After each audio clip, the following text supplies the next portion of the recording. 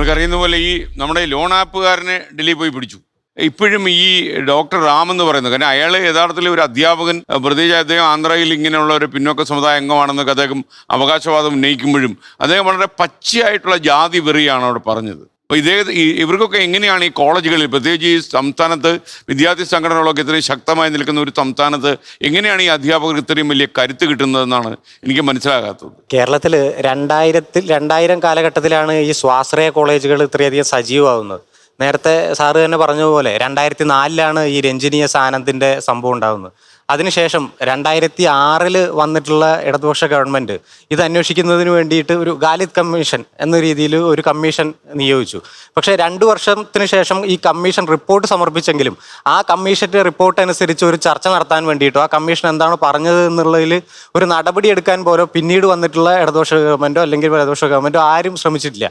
അതിൻ്റെ അനന്തരഫലങ്ങൾ പിന്നീട് നമ്മൾ ഒരുപാട് കണ്ടു. ജിഷ്ണു പ്രണോയിയുടെ കേസായാലും അവസാനം സിദ്ധാർത്ഥിൻ്റെ കേസായാലും ഒക്കെ.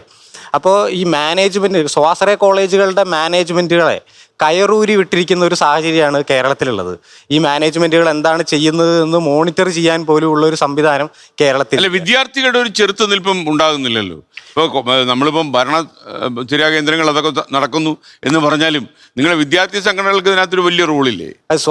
പല സ്വാശ്രയ കോളേജുകളിലും വിദ്യാർത്ഥി സംഘടനാ പ്രവർത്തകനെ കടന്നുപോലും ചെല്ലാൻ പറ്റാത്ത സാഹചര്യത്തിലേക്ക് അടച്ചു വെച്ചിരിക്കുകയാണ്. അതുപോലെ തന്നെ ഈ സ്വാശ്രയ കോളേജുകളിലെ വിദ്യാർത്ഥികൾക്ക് ഇപ്പോൾ നേരത്തെ ഇവിടെ സൂചിപ്പിച്ചതുപോലെ തന്നെ ഇത് തുറന്നു പറയാൻ വേണ്ടിയിട്ട് അവരെ സമ്മതിക്കാത്ത ഒരു സ്ഥിതിയുണ്ട്. അതുപോലെ തന്നെ അവർക്കിത് കൃത്യമായിട്ട് തുറന്നു പറയാൻ, അതായത് അവരുടെ പേര് വെളിപ്പെടുത്താതെ അല്ലെങ്കിൽ ഐഡൻറ്റിറ്റി വെളിപ്പെടുത്താതെ അവർക്കുണ്ടാകുന്ന മാനസിക ബുദ്ധിമുട്ട് അല്ലെങ്കിൽ അവർക്കുണ്ടാകുന്ന ഇത്തരത്തിലുള്ള അധിക്ഷേപങ്ങൾ തുറന്നു പറയാനൊരു പ്ലാറ്റ്ഫോം പോലും ഇല്ലാത്ത ഒരു സ്ഥിതിവിശേഷം കേരളത്തിലൊക്കെയുണ്ട്.